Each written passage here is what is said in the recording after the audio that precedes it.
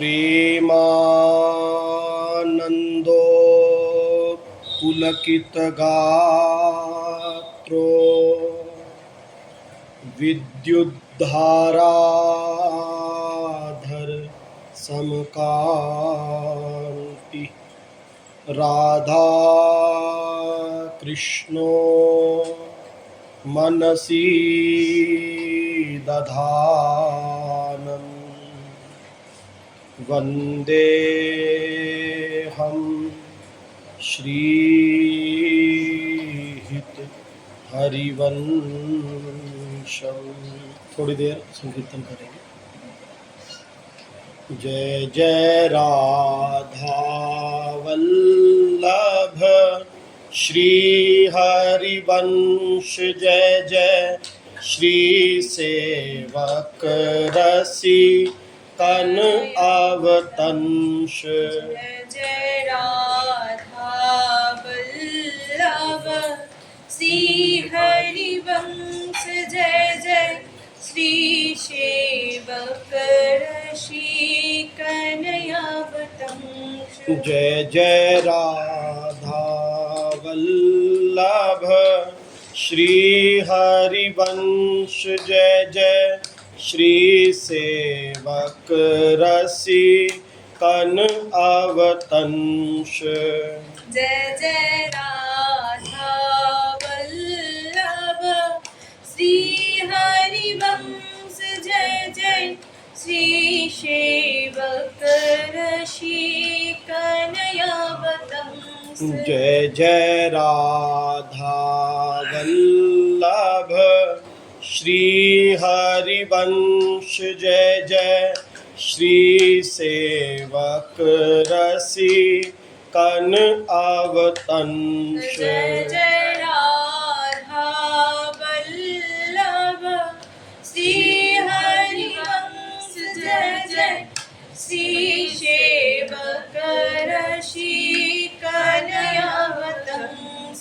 जय जय राधा वल्लभ श्री हरिवंश, जय जय श्री सेवक रसी कन अवतंश। जय जय राधा वल्लभ श्री हरिवंश, जय जय श्री सेवक रसी कनयावतंश। नव निवृत्त निकुंज विलासी श्रीहित राधा वल्लभ लाल की जय। श्रीहित हरिवंश महाप्रभु की जय। श्रीहित सेवक जू महाराज की जय। श्रीहित ध्रुवदास जी महाराज की जय। समस्त रसिकाचार्यों की जय। समस्त भक्तन की जय। श्रीहित वृंदावन धाम की जय। जय जय श्रीहित हरिवंश। मत भयो अपु बपु ना संहारत, छिन छिन विषय दूरी सिर डारत। मत भयो अप बपु न शोभारत, छीन छीन विषय धूरी शिर डारत। त्रिगुण मोह की लगी तो ही बाता, ताते उपजो है सन्निपाता। त्रिगुण मोह की लगी तो ही बाता, ताते उपजो है शनिपाता। तीन में दोई अधिक बढ़े तन में, तम रज बसत निरंतर मन में। तीन में दोई अधिक बर्तन में, तम रज बसत निरंतर मन में। तीन को और जतन नहीं कोई, श्री शुकदेव कहो है सोई। तिनको और जतन नहीं कोई, श्री शुकदेव कहो है सोई। करि विश्वास वचन सुनि मेरो, रोग रहे तो गुण ही तेरो। करि विश्वास वचन सुनि मेरो, रोग रहे तो गुण ही तेरो। वैद्य जो है वो रोगी को भवरोग की दवा के विषय में बता रहे हैं। तो पथ्य पहले बताया और उनकी नाड़ी देख करके फिर उनको बता रहे हैं कि किस प्रकार तुमने भैया अपना बिगाड़ किया है, ये रोग तुमको कैसे हुआ है। तो उसमें बता रहे हैं, मत भयो अप बपु न संभारत, छिन छिन विषय धूरी सिर डारत। तुम विषयों का भोग करते करते विषयों में इतना मत्त हो गए कि जैसे उन्मत्त हाथी होता है, वो स्नान करता है, बाहर निकल करके धूरी को अपने ऊपर डालता है, भर के सूंड में भर भर के धूल डाल लेता है अपने ऊपर। ऐसे ही तुम विषयों की जो मदिरा है उसको पी करके ऐसा तुम उसके नशे में हो गए, ऐसी उसकी कामना से ऐसा युक्त हो गए कि अपने शरीर की भी तुमको सुधि नहीं है ही। और बार बार विषयों का भोग करना, बार बार विषयों की कामना करना और उसकी कामना करके उसी में लगे रहना, बस यही तुम्हारा वो बन गया। तो इससे हुआ क्या, त्रिगुण मोह की लगी तो ही बाता, ताते उपजो है सन्निपाता। जब तुमने इतनी मात्रा में अधिक रूप से विषय भोग किया बार बार, तो जैसे कोई अपथ्य का भोग करता है बार बार, तो उसको वात पित्त और कफ 3 चीज़ें होती हैं आयुर्वेद में।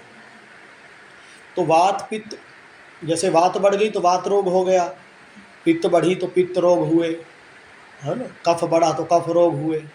लेकिन जब जिसको तीनों ही बढ़ जाए, जिसका तीनों ही बिगड़ जाए, तो उसको बोलते हैं सन्निपात। सन्निपात बहुत भयंकर बीमारी होती है, इसमें मृत्यु के करीब पहुंच जाता है, क्योंकि डॉक्टर को समझ में नहीं आता कि इसका कफ दूर किया जाए कि वायु दूर की जाए कि क्या की जाए। तो अब तुमको क्या है, त्रिगुण की बात, जैसे भवरोगी को क्या हुआ, तामस, सात्विक और राजस, ये गुण तुम्हारे बढ़ गए। तीनों की मात्रा ऐसी हो गई कि अब तुम अपने आप में नहीं रहे। तो इससे क्या हुआ, तुम्हारा ये भव रूपी रोग और दृढ़ हो गया। तिन में दोई अधिक अधिक बढ़े तन में, तमरज बसत निरंतर मन में। ये त्रिगुण में भी, ये त्रिगुण जो है सबके अंदर रहते हैं। जब सत्वगुण वृत्ति आती है तब फिर व्यक्ति का देवताओं में रुझान होता है, सत्य कर्मों में रुझान होता है, दैवी संपत्ति है जो वो बढ़ती है। और जब रजोगुण आता है तो फिर मैं अहंकार बढ़ जाता है, मैंपन का, और संसारिक वस्तुओं में राग बढ़ जाता है ना। तो वैसी ही उसको वस्तुएं प्रिय लगने लग जाती हैं, सात्विक राजस तामस में से राजसी वस्तुएं, मैंपन का। और फिर उसके नीचे तमोगुण, तमोगुण जब बढ़ता है तब फिर उसको हिंसा प्रिय लगने लग जाती है, लोगों को मारना, चोरी करना, शराब पीना, मांस खाना, खाने पीने की रुचि भी तमोगुणी होगी, ये होगी। तो वो कह रहे हैं कि तुम्हारे शरीर में वैसे तो तीनों गुण हैं और हर जीव के तीनों गुणों का रहता है प्रभाव, हर मायाबद्ध जीव के, लेकिन तुम्हारे तमोगुण और रजोगुण बढ़ गए हैं। तो तमोगुण और रजोगुण बढ़ने का मतलब है कि अब तुम बहुत ज़्यादा माया में फंस चुके हो। क्योंकि जब सत्वगुण की वृद्धि होती है तब फिर आत्मज्ञान की ओर मनुष्य बढ़ता है। अब फिर उसकी कथा सुनने में रुचि होगी, सत्संग सुनने में रुचि होगी, मंदिरों में जाने में रुचि होगी। अब जब रजोगुण बढ़ेगा तो सिनेमा घर में जाने की रुचि होगी, और तमोगुण बढ़ेगा तो फिर मांस मदिरा इत्यादि खाने की रुचि होगी। तो ये तमोगुण और जब रजोगुण बढ़ जाते हैं शरीर में तो फिर एक बहुत भयंकर वो संसार में फंसता चला जाता है, मैं और मेरा, है ना, इसी में वो लगा रहता है। तो तुम्हारे मन में निरंतर तमोगुण और रजोगुण का ही विकास हो रहा है। अब इसके बचने का कोई उपाय नहीं है, बस एक ही उपाय है, तिनको और जतन नहीं कोई, श्री सुखदेव कहो है सोई। जो श्री सुखदेव जी ने कहा है श्रीमद् भागवत में, बस वही है। इसीलिए हर संप्रदाय में यही आदेश रहता है कि पहले भागवत सुनाई जाए। जितने भी रस के संप्रदाय हैं उनमें भी, हमारे यहाँ सेवक जी ने कहा कि पहले सुखमुख वचन कहा, वो पहले सुखमुख वचन सुनो, श्रीमद् भागवत सुनो। भगवत वसु जी ने कहा प्रथम सुने श्री भागवत भक्त मुख भगवत वाणी, पहले भक्त के मुख से भागवत और गीता सुनो। तो हर जगह ये भागवत का है। क्यों? क्योंकि जो व्यक्ति पहले त्रिगुण में फंसा हुआ है वहाँ से निकलेगा तब तो वो रस चखेगा। अभी तो वो वहीं संसार में फंसा हुआ है, उसको रस की बात बताओ तो उसके पल्ले नहीं पड़ेगी, क्योंकि वो तो आसक्ति है। जब आसक्ति रहती है तब ज्ञान समझ में नहीं आता है। तो बोले इसका एक पात्र उपाय है कि सुखदेव जी ने जो कहा है वो करना होगा। करी विश्वास वचन सुनी मेरो, रोग रहे तो गुण ही तेरो। तुम विश्वास करके मेरी बात को सुनो, और फिर भी अगर तुम्हारा रोग रहता है तो ये तुम्हारा ही दोष कहलाएगा। क्योंकि तुम अगर ठीक से मेरी बात नहीं सुनोगे तो तुम्हारा ये रोग नहीं जाएगा। इसीलिए तुम जो हम कह रहे हैं उसको ठीक से सुनो। तो जब वैद्य ने इस प्रकार कहा तो रोगी कहने लगा, तब रोगी बोल्यो सुनी भाई, तै तो मेरी वेदन पाई। तब रोगी बोल्यो सुनी भाई, ते तो मेरी वेदन पाई। तब रोगी बोल्यो सुनी भाई, तै तो मेरी वेदन पाई। तब रोगी बोल्यो सुनी भाई, ते तो मेरी वेदन पाई। अब मैं शरण गही है तेरी, तो ही लाज सब बात की मेरी। अब मैं शरण गही है तेरी, तो ही लाज सब बात की मेरी। तुम अति गुणी दुनी सब जाने, करी उपाय जो ई मन माने। तुम अति गुणी दुनी सब जाने, करी उपाय जो ई मन माने। तब रोगी ने कहा कि हे वैद्य जी, तुमने तो मेरी बीमारी को ठीक ठीक पकड़ लिया। मेरे को क्या बीमारी है तुम तो सही बता रहे हो। देखो तुमने नाड़ी देख के हमको बता दिया कि हमने क्या क्या अपथ्य किया है। तो पहले जो वैद्य होते थे वो नाड़ी देख के बता देते थे क्या रोग? कि तुमने क्या अपथ्य किया है और तुम्हारा क्या रोग है। तो आज भी जैसे कोई नाड़ी देख के अगर बता देवे हमको तो हमको विश्वास हो जाएगा कि भैया। तो उसने कहा कि भाई तुमने तो मेरी वेदना पाली, तुमने बता दिया कि मैंने ये अपथ्य किया है। हमने पीछे बताया ना हाँ। कि तुम भाई विषय धूरी अपने सिर पे डाले हो और विषय जूप खेलते रहे, मोह की मदिरा पीते रहे। तो भाई आपने तो मेरी बीमारी को बिल्कुल एकदम ठीक पकड़ लिया। अब बस मैं आपकी शरण में हूँ, अब मैं शरण गही है तेरी, तो ही लाज सब बात की मेरी। अब मैं आपकी शरण में हूँ, आप जैसा कहेंगे मैं वैसा करूँगा, बस अब आप मेरे को बचा लो। तुम अति गुणी दुनी सब जाने, करी उपाय जोई मन माने। आप तो अत्यंत गुणी है, इसको सब जानते हैं। तो अब आप जो भी आपके मन में आए, जो आपकी समझ में आए, वो हमारे को उपाय बताइए, हम करेंगे। ये बहुत बड़ी चीज़ होती है कि वैद्य पे विश्वास हो जाना, संत पे विश्वास हो जाना। अगर ये विश्वास हो गया कि वास्तविक महापुरुष हैं, संत हैं, भगवत प्राप्त महापुरुष हैं, तो आपका बहुत हद तक काम बन गया। क्योंकि दो चीज़ें ठीक होनी चाहिए, एक तो संत सत्य हो, सच्चा हो, सत्य जो है वो सत्य हो, संत भगवत प्राप्त महापुरुष हो, केवल चोलाधारी ना हो, केवल वेशधारी ना हो, प्राप्त किया हो, जिसने उस वस्तु को प्राप्त किया हो ऐसा संत हो। और दूसरा, जो शिष्य जाए उनके पास, वो उनको संत मान ले ठीक ठीक, और उनके शरणागत होकर के उनकी बताई उपासना करे, तब रोग चला जाएगा। अगर इन दोनों में से एक भी गड़बड़ हुई, यानी वैद्य ठीक नहीं है, आपने बहुत विश्वास किया कि संत है, माना, भगवान मानो, पूजा करो उसकी, लेकिन वो ठीक नहीं है वैद्य, उसको अनुभव नहीं है, भगवत प्राप्ति नहीं हुई है, तो वो आपको नहीं करवा सकता, क्योंकि खुद ही नहीं हुई है। वो जो उपाय बताएगा वो भी डुलमुल बताएगा।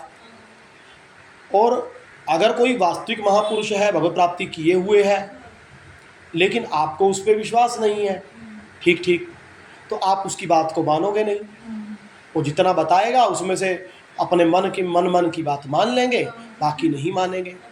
अब हम लोगों का जो अनादिकाल से बंधन नहीं छूटा है, इसका मुख्य कारण यही है।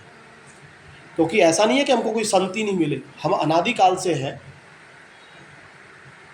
तो और ऐसा कभी समय नहीं होता कि संत ना होते हो, संत हमेशा पृथ्वी पर विराजमान रहते हैं।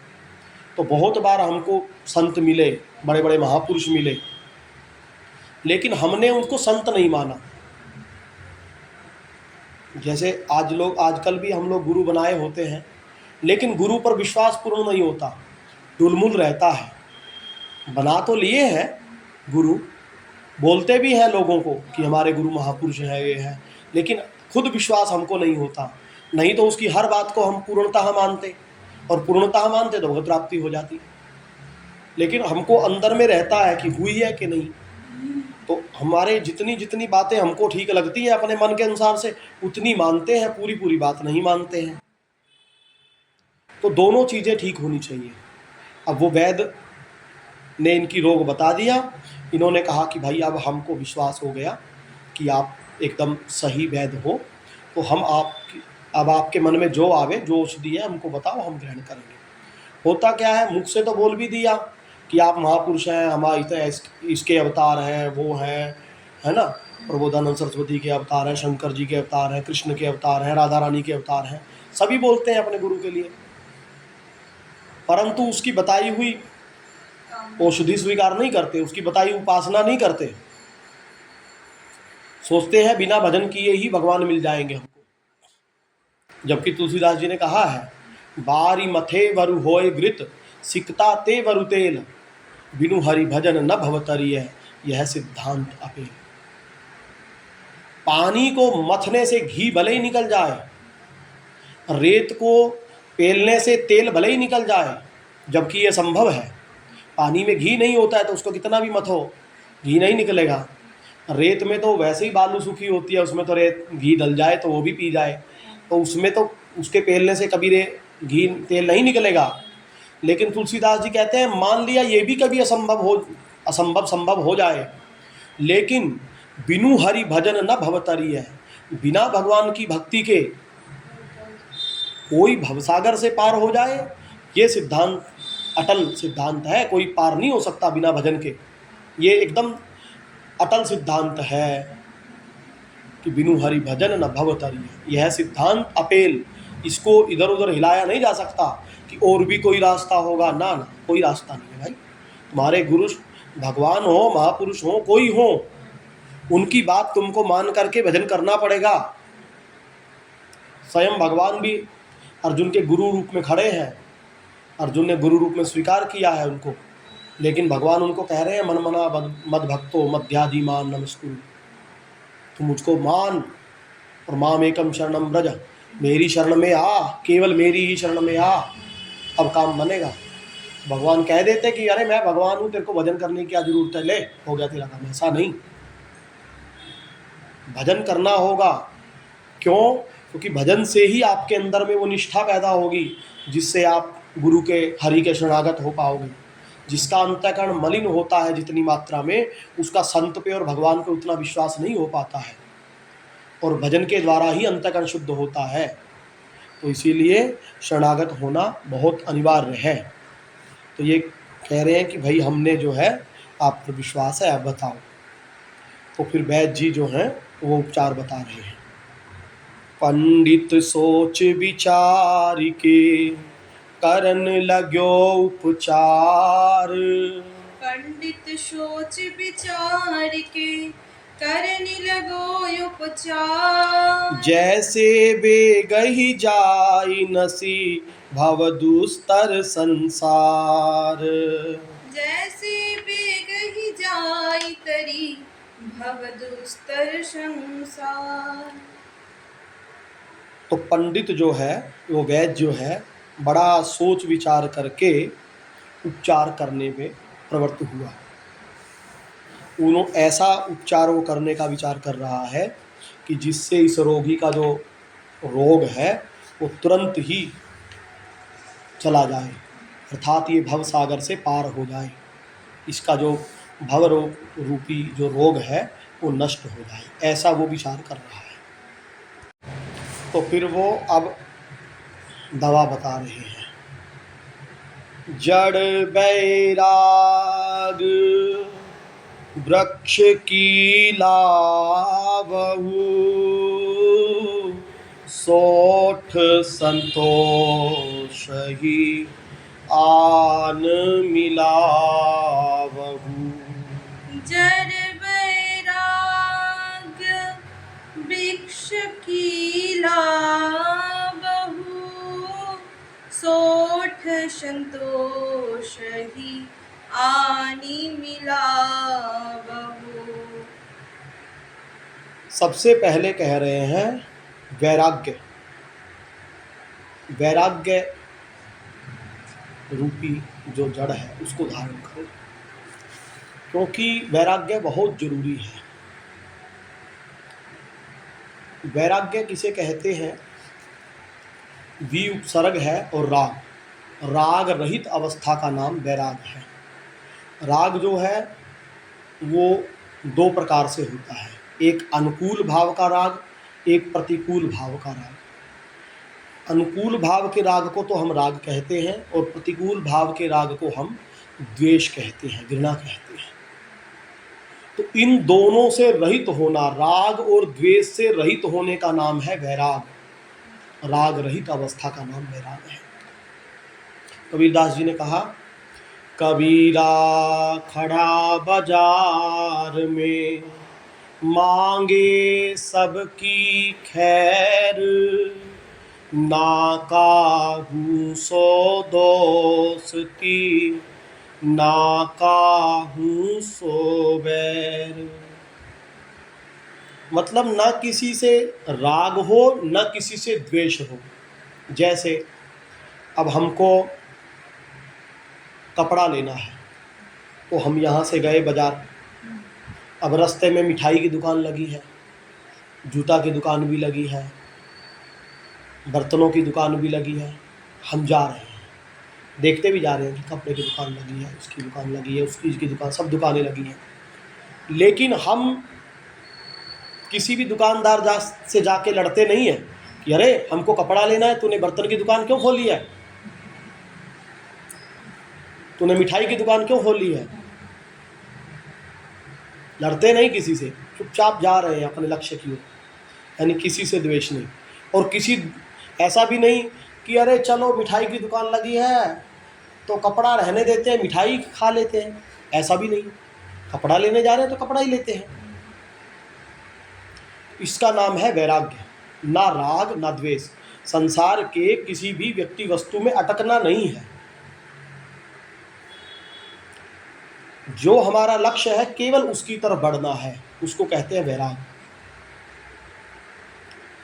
अब ये जो वैराग होता है इसके दो प्रकार शास्त्रों में बताए गए, एक फल्गु वैराग्य, एक युक्त वैराग्य। फल्गु वैराग्य का ही दूसरा नाम है शमशान वैराग्य। राम नाम सब सत्य कहा, जब लो जात मसान, लोटत ही पुनि जगत कहा, सत्य मान धनी ज्ञान। उसको बोलते हैं शमशान वैराग्य। जब किसी मुर्दे को लेके जाते हैं शमशान में तो बोलते हैं राम नाम सत्य है, मतलब कि भैया ये संसार सत्य नहीं है, भगवान का नाम ही सत्य है। लेकिन जब वहाँ से लौटते हैं तब फिर संसार को ही सत्य मानते हैं, तो इसको बोलते हैं शमशान वैराग्य। फल्गु एक नदी है, वो सूखी हुई होती है, पर वो खोदो तो तुरंत पानी आ जाता है बीच बीच में, उसमें कभी पानी आ जाएगा कभी सूखी रहेगा, तो उसको फल्गु वैराग्य बोलते हैं। इसको फल्गु माने कि संसार में जैसे माँ ने डांट दिया, पति ने डांट दिया, या किसी ने और ने लड़ाई हो गई तो वैराग्य हो जाए। अरे संत लोग सही कहते हैं, कोई किसी का नहीं है, सब स्वार्थी हैं, अरे भगवान ही अपने हैं, भगवान का ही भजन करना चाहिए। फिर वो थोड़ी देर बाद आके अरे बेटा वो तो मैं ऐसे गुस्से में बोल गई थी, ले ले खीर खा ले। हाँ हम तभी तो सोचे हमारी माँ हमको कैसे डांट सकती है, तो फिर वही राग हो गया है। तो क्या ये वैराग्य कैसा है? ये वैराग्य ऐसा है कि ये वैराग्य नहीं है। एक वैराग्य तो ये होता है ठीक समझ के कि संसार में सुख नहीं है तो हम संसार से उदासीन हो जाते हैं। और ये वैराग्य एक वैराग्य ऐसा होता है कि संसार का अभाव हो गया। जैसे वो आता है ना लोमड़ी की कथा, अंगूर नहीं मिले तो बोलती है अंगूर खट्टे हैं, क्योंकि नहीं मिले। ऐसे ही संसार के अभाव में हम कह देते हैं संसार में सुख नहीं है, संसार बेकार है। जिसके कोई चेले नहीं बनते हैं वो बोलता है अरे इतने सारे चेले बना लिए, ये कोई वो है, अरे संतों को तो 2-4 चेले बनाने चाहिए, ज़्यादा चेले नहीं बनाने चाहिए। वो क्यों बोल रहा है? क्योंकि उसके अपने चेले नहीं बन रहे हैं। फिर कहेगा किसी के पास गाड़ी नहीं है, अरे संत हो के गाड़ियों में चलते हैं, संतों को गाड़ियों में थोड़ी चलना चाहिए। क्यों बोल रहा है? क्योंकि गाड़ी नहीं है। जब उसको गाड़ी मिल जाती है फिर खुद गाड़ी में चलता है, तब नहीं बोलता है। अरे संत हो करके बॉडीगार्ड रखते हैं, अरे गीता का प्रवचन देते हैं। अरे जब तुम जानते हो कि हम आत्मा है, नहीं मरेंगे, तो फिर बॉडीगार्ड काहे रखते हैं? और जब उनके पास खुद व्यवस्था हो जाती है तो फिर खुद बॉडीगार्ड रखते हैं, है ना। तो ये क्या है? ये संसार के अभाव का नाम हम वैराग्य मान लेते हैं। हम तो सादी रोटी खाते हैं, हम नहीं खीर पूड़ी हलवा खाते। तो पता चला कि क्यों नहीं खाते, तो पता चला भैया इनके रोटी खाने के लाले हैं, रोटी बड़ी मुश्किल से मिलती है इनको। अब मिलता नहीं है खीर पूड़ी तो बोलते हैं हम नहीं खाते। तुम ये बोलो ना कि हमको मिलता नहीं है। कुछ वैराग्य ऐसा होता है जो देखने में वैराग्य लगता है पर वैराग्य होता नहीं है। वो कैसा है? अब बाहर से क्या है, नागा बैठे हैं, कपड़ा नहीं पहनते, हम बैरागी हैं। हम अन्न नहीं खाते तो क्या करते हो? दूध पीते हैं। हम अच्छा तुमको सर्दी नहीं लगती? नहीं हमको सर्दी नहीं लगती। तो धूना काहे जलाए रखते हो? वो धूना जला के रखेंगे, अब इतना बड़ा धूना जलाएंगे कुटिया में तो गर्मी सर्दी काहे लगेगी? कुछ अभ्यास हो जाएगा। तो नंगा रहने से, जटा बढ़ा लेने से, या मौनी है हम जी, तो वो कैसे मौनी है, कुछ नहीं बोलते हैं, तो तुम भगवान का नाम भी नहीं बोलते हो? नहीं नहीं, भगवान का नाम भी नहीं बोलते हैं। तो ऐसा मौन किस काम का? तो ऐसा जो वैराग्य है, जो भक्ति का बाधक हो, वैराग्य क्या, जो आपकी भक्ति में सहायक हो, उसका नाम वैराग्य है। जो भक्ति में ही बाधा पहुंचा दे तो वो कैसा वैराग्य? भैया हम वैराग्य हैं, दूध ही पीते हैं और सारा दिन दूध ही खोजते हैं, कहाँ से दूध मिले इसकी व्यवस्था खोजते हैं, उदा आ रही है। मौनी है, हम अपनी बात कैसे समझाएंगे? तो हम एक किसी को अपने साथ रखते हैं, तो फिर साथी की आशा रखते हो ना, तो बैरागी कहाँ के हुए? अगर केवल नंगा रहने से भगवान मिलते तो शेर चीते भालू सब नंगा रहते हैं, इनको भगवान पहले मिलते, तो जन्म से नंगा रहते हैं। अगर केवल दूध पीने से भगवान मिलते तो कितने ऐसे ऐसे जीव हैं जो दूध को क्या हवा पी के जीवित रहते हैं, मिट्टी खा के जीवित रहते हैं, तो उनको भगवान मिलते। तो इन चीज़ों से भगवान नहीं मिलते। वैराग्य संसार में सुख नहीं है ये समझ करके उससे उदासीन होने का नाम है, उससे घृणा करने का नाम नहीं है। अरे हम सन्यासी हैं, स्त्री आती है तो पत्थर मारते हैं, तो पत्थर मारते हो तो द्वेष करते हो, तभी तो भाई ठीक है, शास्त्र की आज्ञा है, हम स्त्री से नहीं मिलते हैं, ये बात तो ठीक है, लेकिन पत्थर मारते हैं या हम उसको गाली देते हैं तो इसका नाम वैराग्य नहीं है।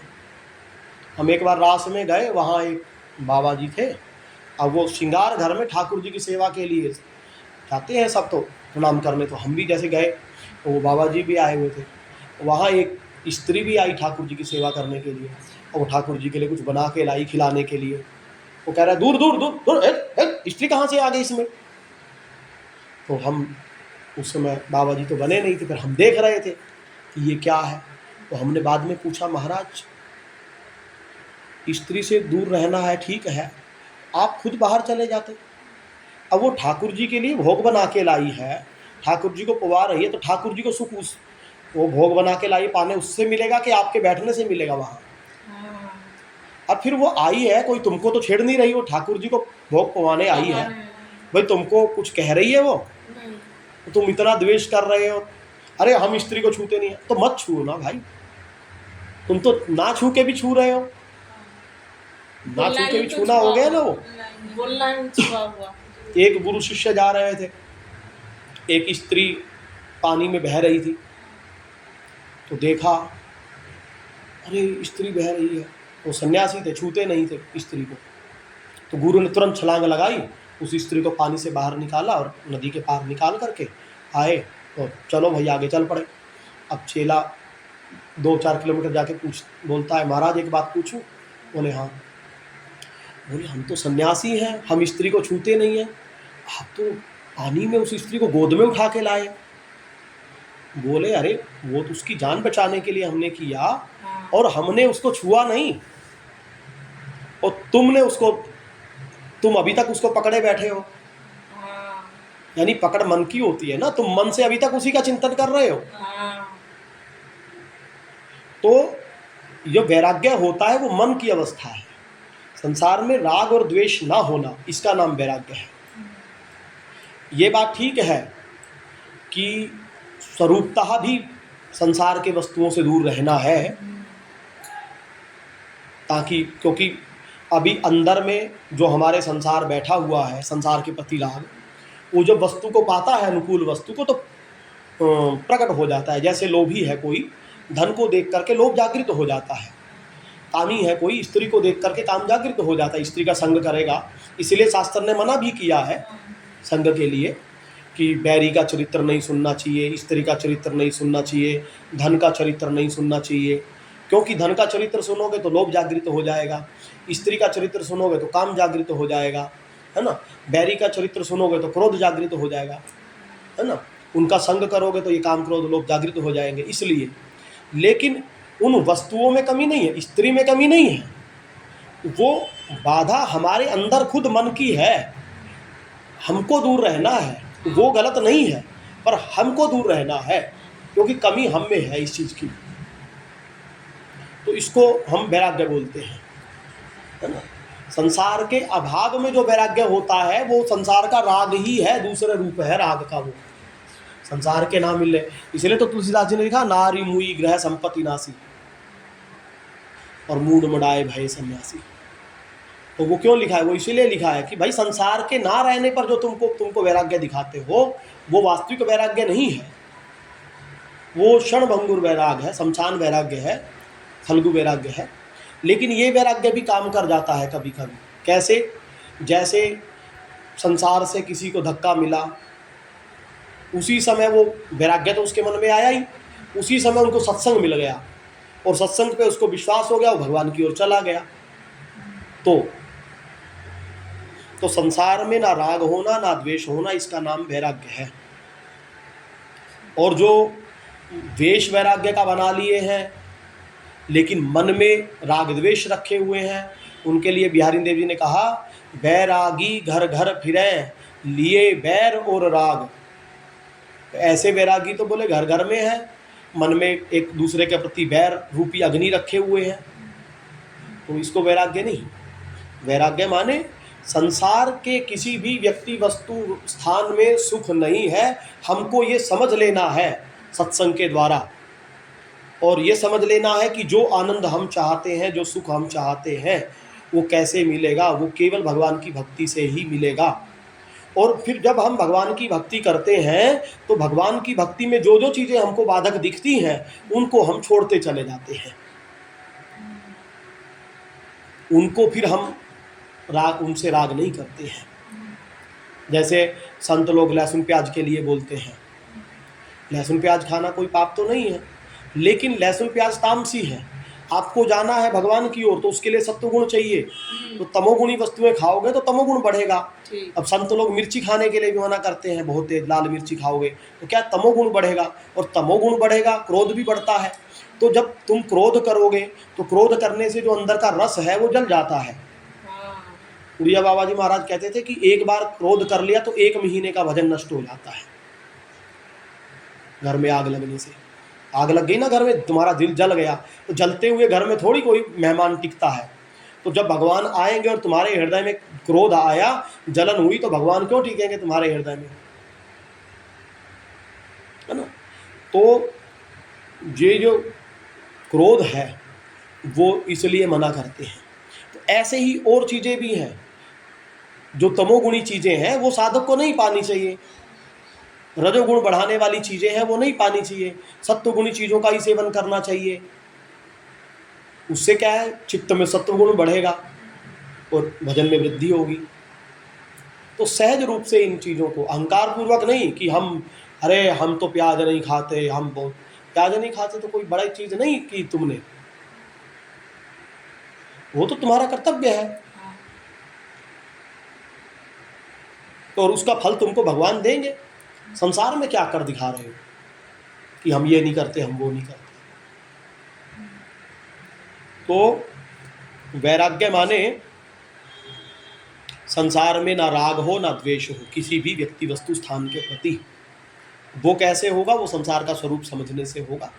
अब उसको समझ में आ जाएगा संसार में ना सुख है ना दुख है, तब फिर वो होगा। और फिर वो टिकाऊ वैराग्य कैसे होगा? वो टिकाऊ वैराग्य जो है, जब ये क्षणभंगुर वैराग होता है तब फिर सत्संग के द्वारा आप ये ठीक ठीक समझ करके और ठीक ठीक भजन करेंगे जब, क्योंकि पहले तो शरीर से छोड़ना पड़ता है और फिर जब भजन करते हैं तो भजन का रस मिलता है, तो भजन के रस से फिर वो सच्चा वैराग्य हो जाता है।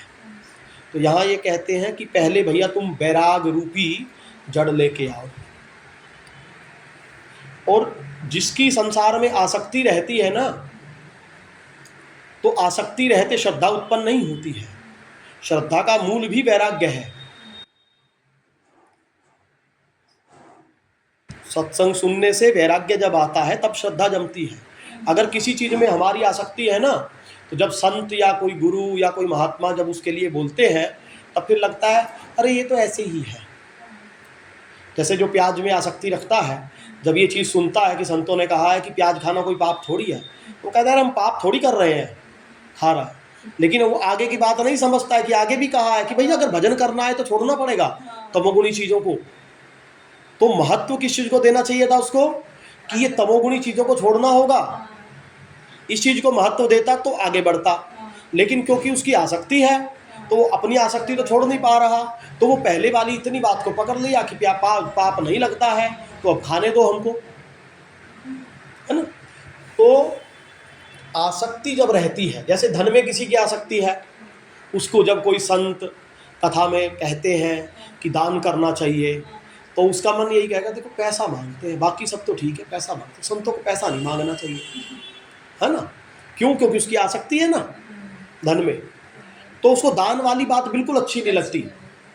कामी व्यक्ति को जब सत्संग में बोला जाता है कि भाई देखो स्त्री संग नहीं करना चाहिए, स्त्री से दूर रहना चाहिए, कहता है अरे बाबा जी है इसके लिए, इसमें क्या होता है,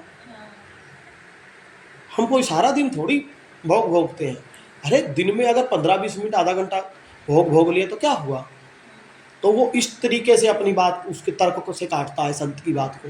क्यों? क्योंकि उसकी आसक्ति है किसी भी चीज़ में। धन में आसक्ति है तो दान से वो दान के वचनों से भागेगा, दान की बात नहीं सुनना पसंद करेगा, है ना।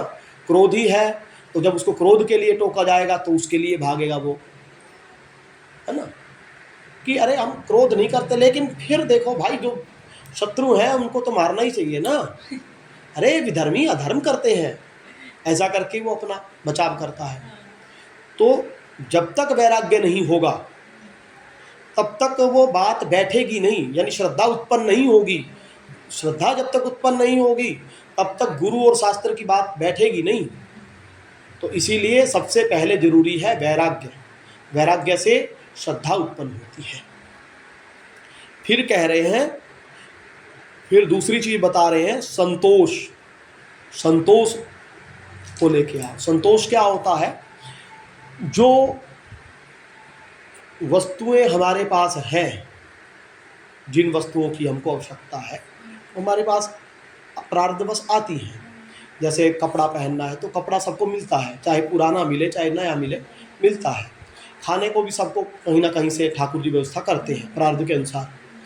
तो वो अपने प्रारब्ध के अनुसार जो सहजता से उनको वस्तुएं प्राप्त होती हैं उसी में संतुष्ट रहता है। वो अपनी कामनाओं को इतना ज़्यादा नहीं बढ़ाता है कि सारा दिन कामनाओं के पीछे ही परेशान रहे, है ना। उसको रहने के लिए एक कमरा मिल गया बस बहुत है, तो वो महल की चाह नहीं करता है ना। और महल की चाह करता है तो फिर उसमें तड़पता रहता है। महल बनने के बाद फिर और कामनाएं तो कभी समाप्त नहीं होती। तो वो संतोष आपको ये प्रदान करता है कि ठीक है भैया हमारा गुजारा चल रहा है, उसी में वो मस्त रहता है। मीरचिति तीक्षण करुणाचीता निस्पृह पीपर मिलवहु मीता। मीरचिति तीक्ष्ण करुणाचीता निष्पृह पीपर मिलवहु मीता। अब कह रहे हैं तितिक्षा, तितिक्षावान बनना चाहिए। तितिक्षा माने सहनशील। तितिक्षा हृदय में ना होने के कारण ही सब झगड़े दिखाई दे रहे हैं संसार में।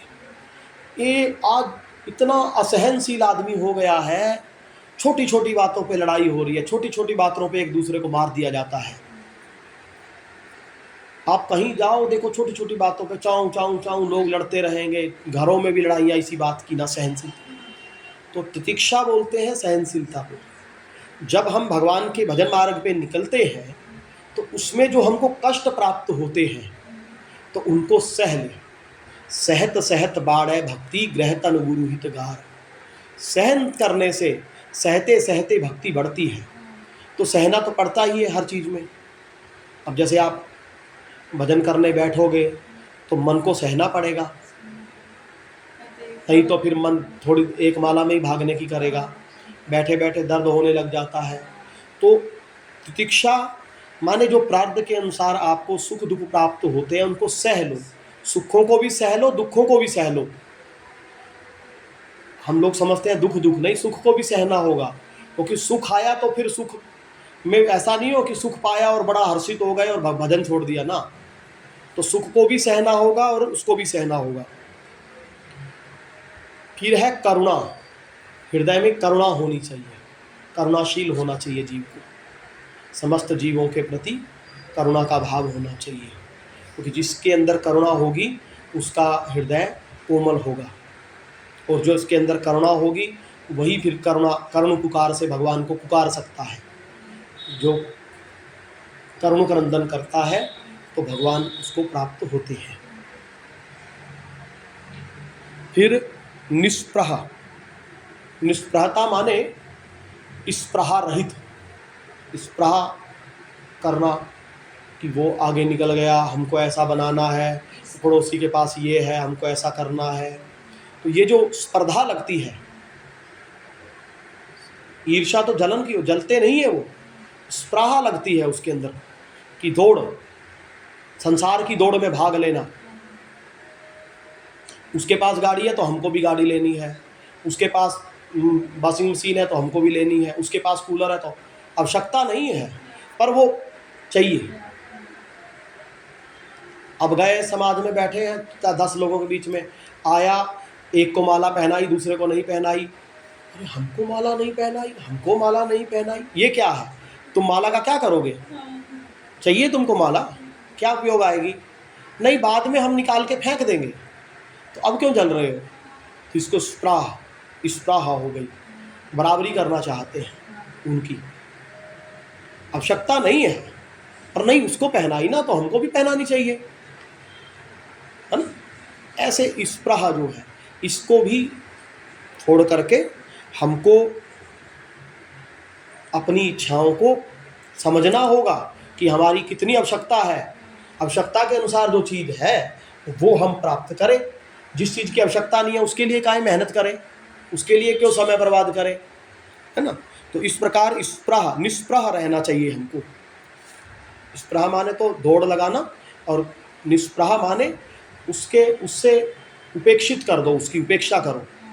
उसके पास गाड़ी है, ठीक है, उसको गाड़ी की ज़रूरत होगी, हमको ज़रूरत नहीं है, हमको जाना नहीं है कहीं, हम तो मंदिर जाते हैं, यहाँ से हमको पैदल चले जाएं, ठीक है, हम तो साइकिल से भी चले जाएं, हमारा चल रहा है, हमको क्या ज़रूरत है गाड़ी लेने की, वैसे भी वहाँ बाज़ार में नहीं जा पाएगी गाड़ी, है ना। ऐसे हमको भाई हमारा काम चल रहा है पंखे से, कूलर से, हमको क्या ज़रूरत है एसी की, है ना। उसके लिए हम पैसे के लिए भागें, ये करें। तो सहजता में जो चीज़ मिल गई अलग बात है, लेकिन कि मेहनत जो करना, मतलब भजन छोड़ करके संसार के पीछे भागना, ये नहीं, इसको स्पृहा ना। तो इन सबको क्या है, मिला लो बोल रहे हैं ना। शेष और भी औषधि है वो फिर बताएंगे। नवनिवृत्त निकुंज विलासी श्रीहित राधा वल्लभ लाल की जय।